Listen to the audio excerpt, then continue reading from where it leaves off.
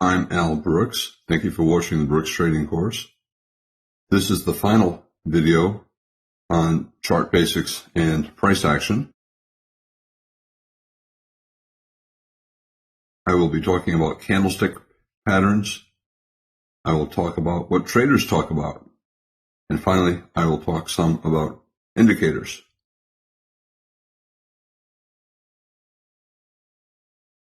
I think one of the unfortunate things that beginners see when they start out is a collection of ads and claims on the internet and in books and magazines that make it sound like if you simply memorize a handful of candlestick patterns, you're going to get rich. And it's really deceiving because there's nothing easy in trading. You're competing against the smartest people in the world who are working extremely hard, and they are not going to give up their money easily.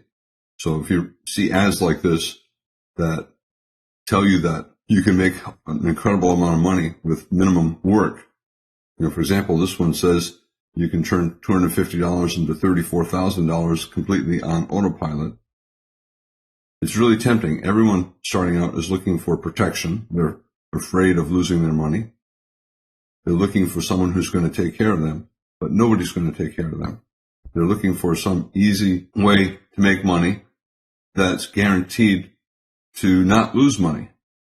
And all of the ads imply that all you have to do is memorize a few candlestick patterns, and they'll work all the time, or they'll work 90% of the time, and you'll soon be rich like everybody else, like Warren Buffett. But that's not real. It's just not real. It's misleading.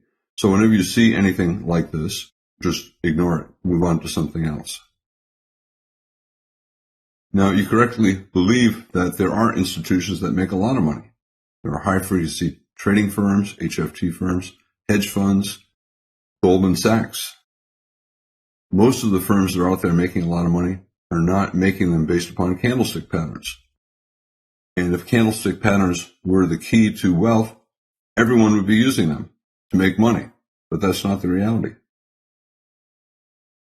Lots of successful day traders talk about their trades.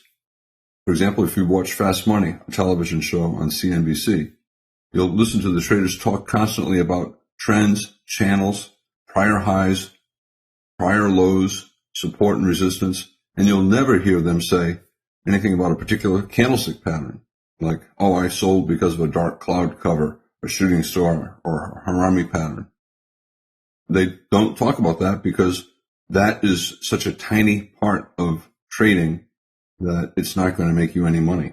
You have to learn far more than that to be successful. Now look at this. Here's a candlestick bottom. The market's going down, tries to bottom again. Can you make money from this candlestick pattern? Of course you can. The way to do it is you don't buy, you wait for a few bars.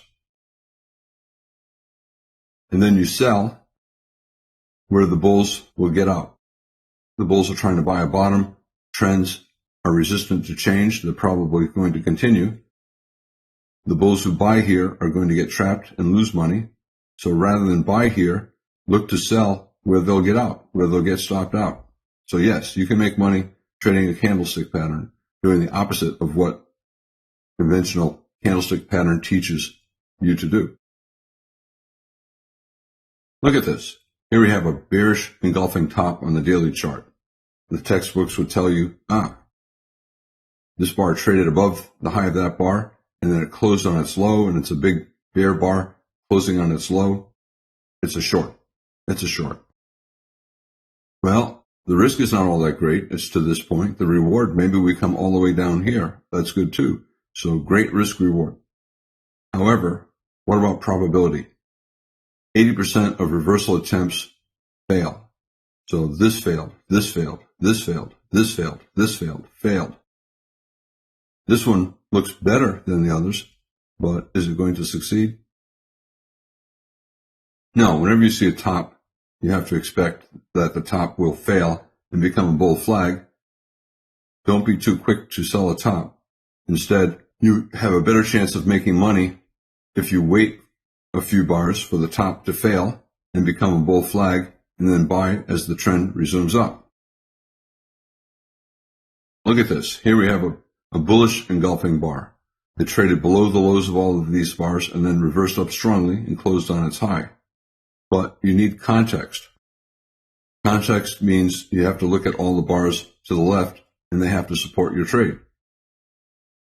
Now look at these bars to the left.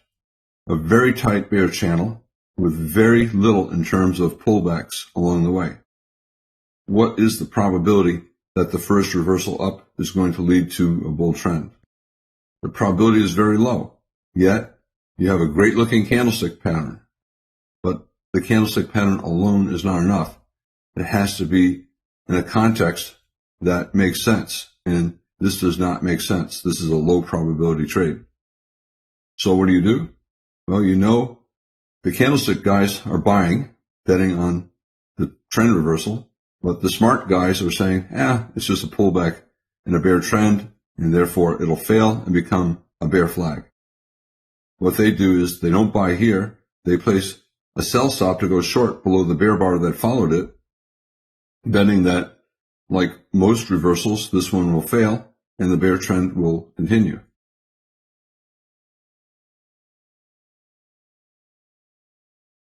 Markets have inertia. That means they are resistant to change.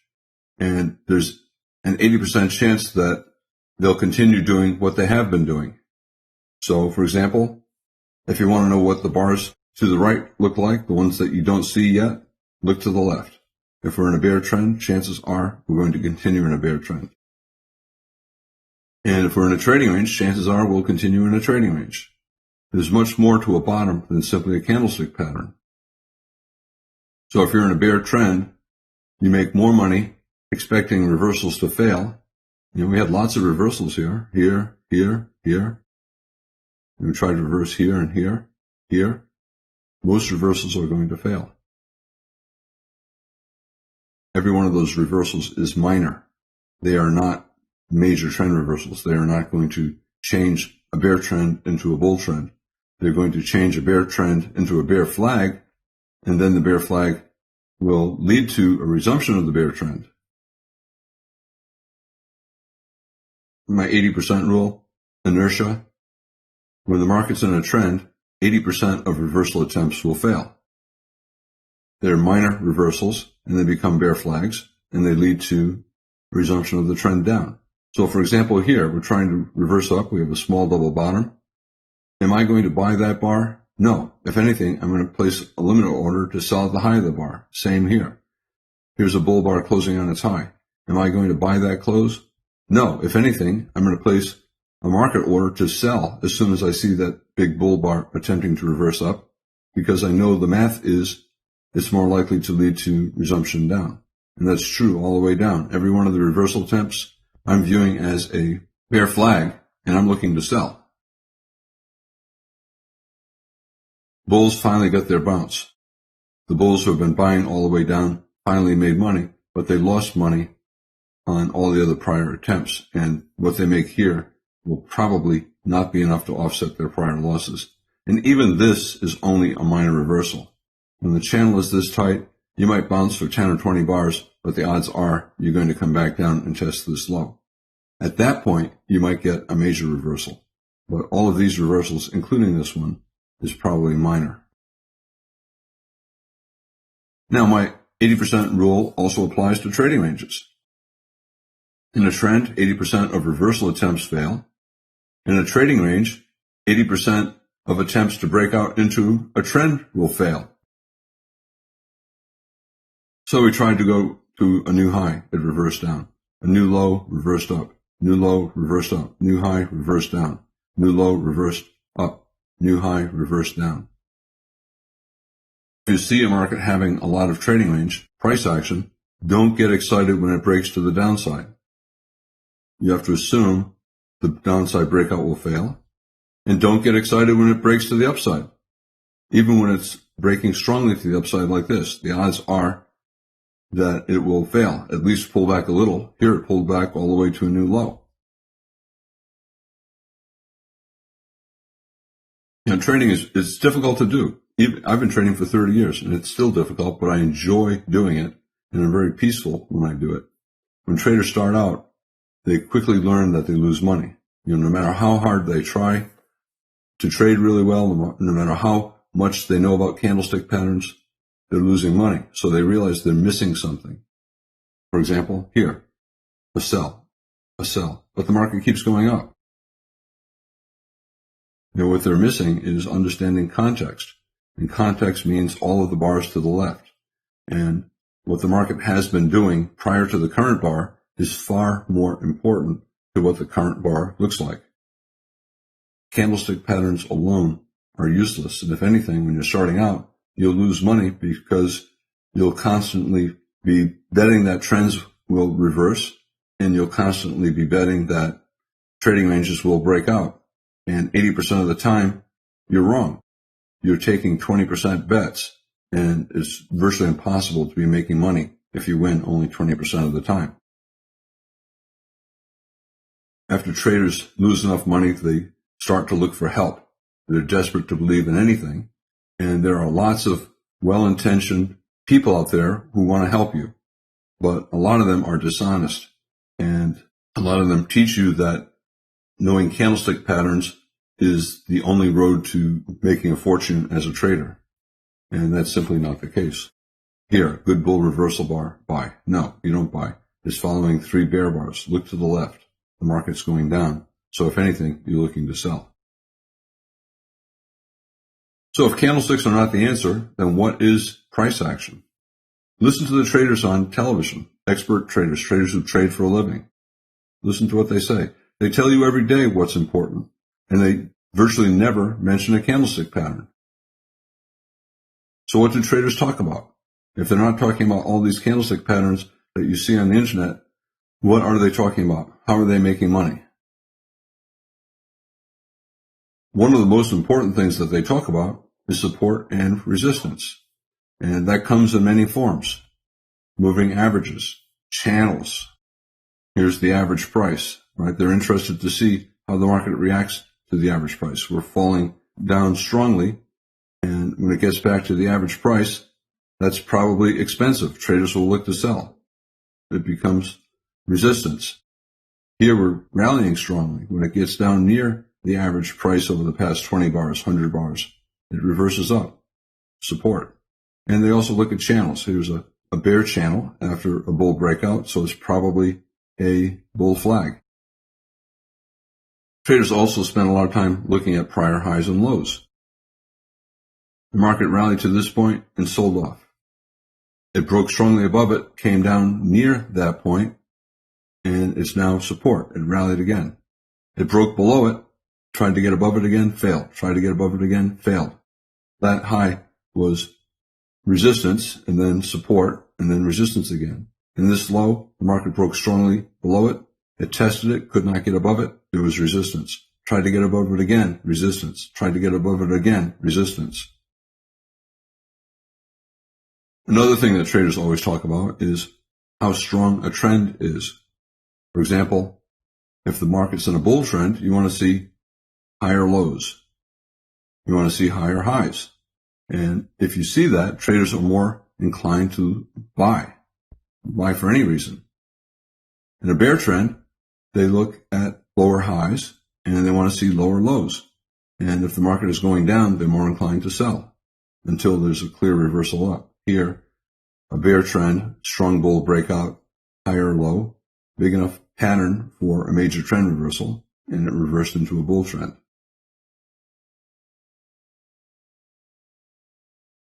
Bear channel, bear trend, bull channel, bull trend. There are 2 forces that are very important, and they control all markets. First of all is context and momentum. Remember, I said that context means all the bars to the left. Where is the support and resistance? I talk about this in a separate video on support and resistance. For example, we're falling here, and if you draw a line across these tops, you'll see that every time it gets near the line, it falls. Even if it gets above the line, it falls. Above the line, it falls. And prior highs and lows are important. We're in a bear trend, you're looking to sell. Selling pullbacks is a good thing to do. So if it gets near a trend line and reverses down, that's a good thing to sell. Near the trend line, reverses down, near the trend line, place a stop order to go short just below the prior bar. And then look at this. Every time it gets near the prior low, it goes up. So there's support at prior lows. Traders will look to buy reversals up. When the market makes a new low, they'll place a stop order to buy above the high of the prior bar. These little green boxes are where they get in.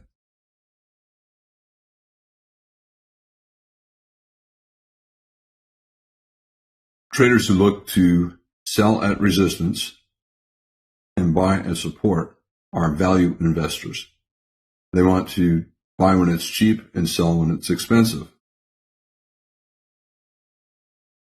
Now, I said there were two things. I said context and momentum.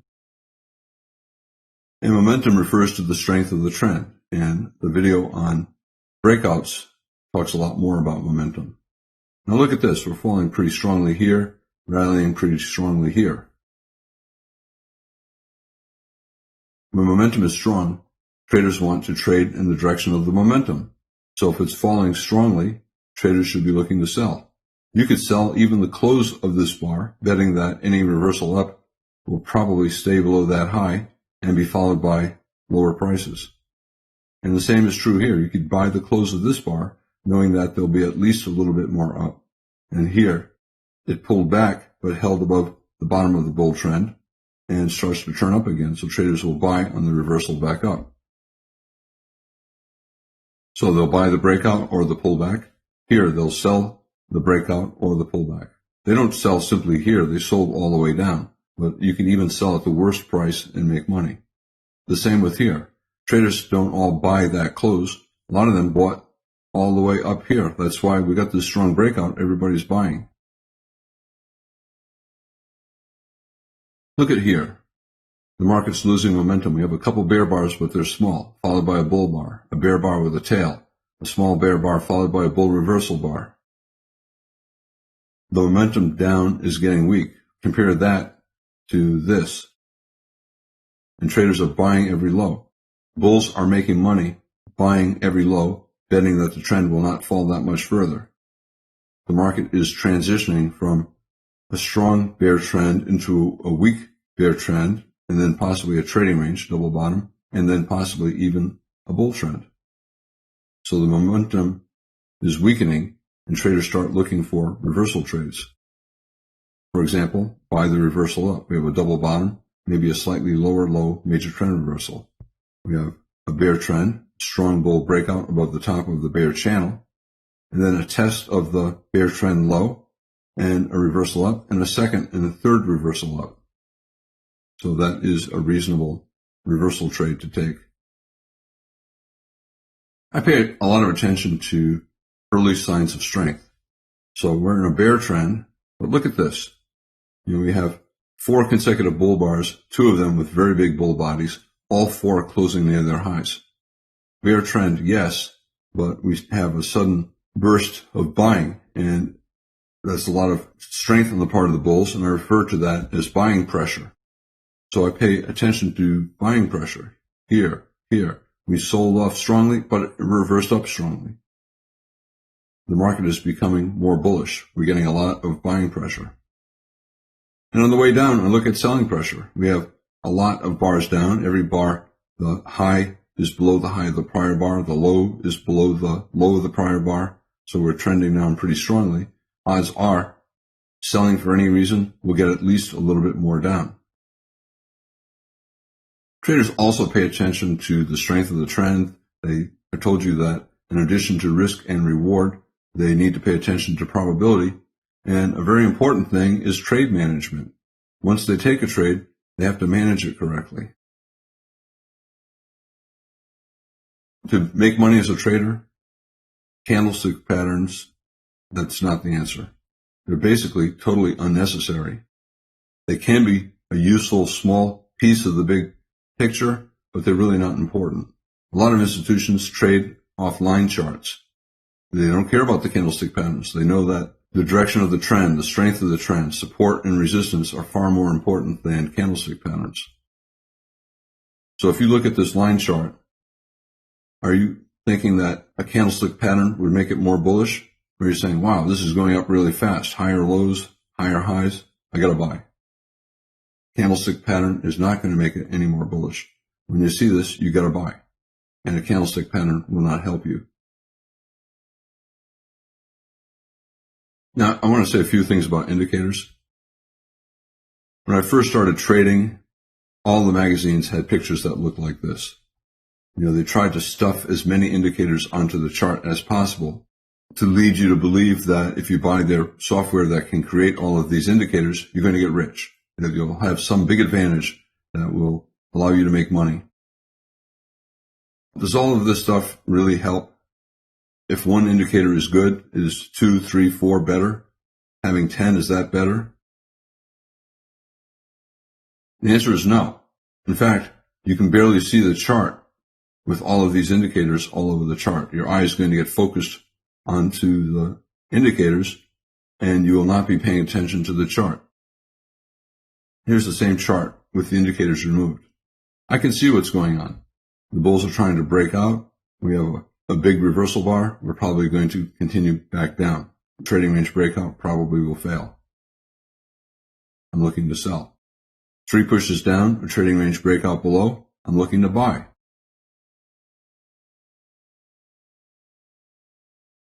A triangle, breakout, a small triangle inside of a bigger triangle. I'm probably going to sell. Strong bear trend, a bull reversal, probably going to fail. I'm looking to sell. A minor reversal, possible final flag, decent buy reversal bar, I'll look to buy. 50% pullback from the sell-off, I'm going to start looking to sell. Okay, we got a second entry short. We have a small double top here. I'm looking to sell. Small triangle, failed bull breakout. I'm going to bet that will continue down at least a little bit more. I'm looking to sell. Higher low, major trend reversal. Bear trend, bull breakout, higher low. The sell-off not all that strong. 2 legs down, 1 pullback, 2. I'm going to look to buy. And the indicators don't show me any of that. So for me, I personally prefer just to look at the charts and try to understand what the market is doing. And then I place trades based upon the price action.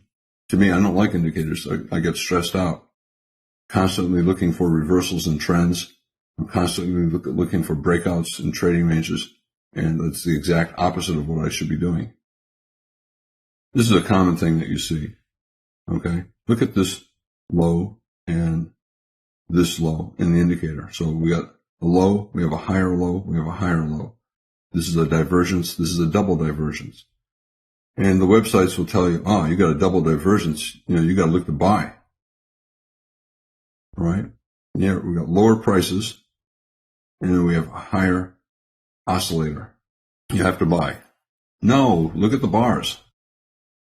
You're in a really tight bear channel with virtually no significant pullback.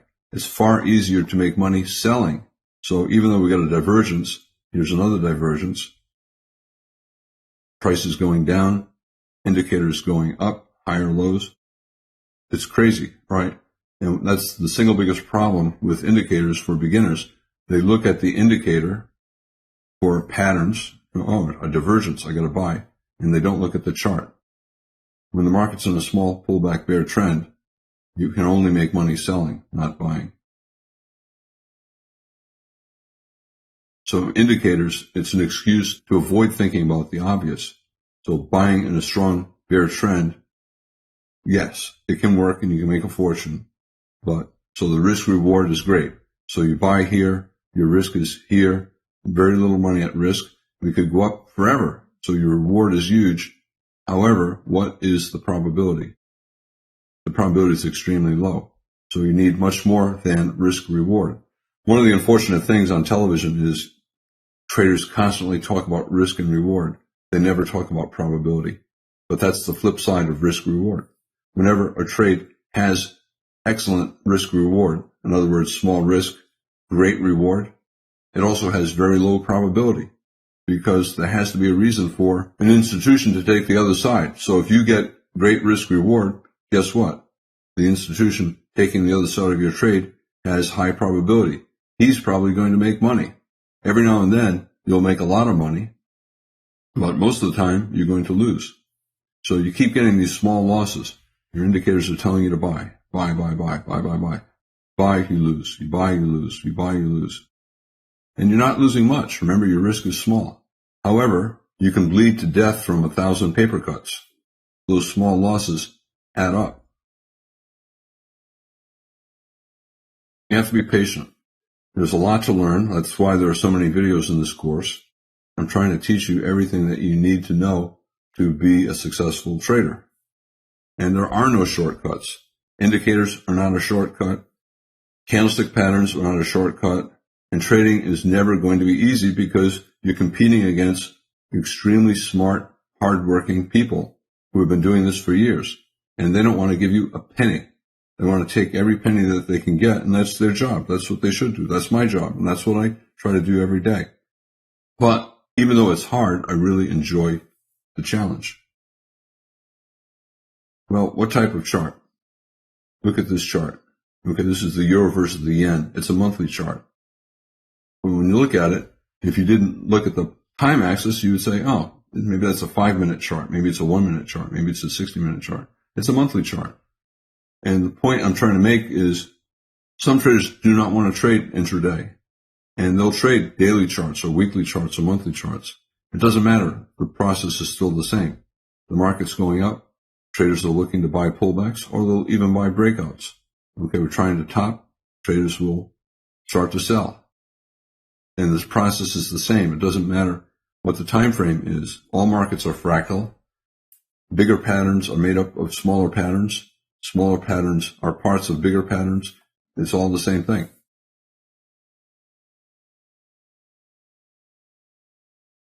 If you do trade a monthly chart, the bars are very big, so the stop is very far away. You have to trade very small to make sure that the risk on your trade is no bigger than the risk on any other trade. In this video, I talked about candlestick patterns and how they are not particularly helpful. I also discussed what professional traders talk about, and as I said, they talk much more about support and resistance and momentum, the strength of trends, than they do about candlestick patterns. They virtually never talk about candlestick patterns. And I also talked about indicators and how it's very easy to get overly dependent upon them. And if you use them, you'll find that they probably don't help you make any money.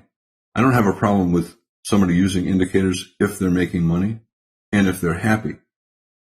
But if you're not making money and if you're stressed out using them, then I would get rid of them and just look at the charts. And if you look on television, you rarely ever see anybody putting an indicator up. And that's because most professional traders don't pay attention to them. They pay attention to the price action. I'm Al Brooks. Thank you for watching the Brooks Trading course. This is the final video on chart basics and price action.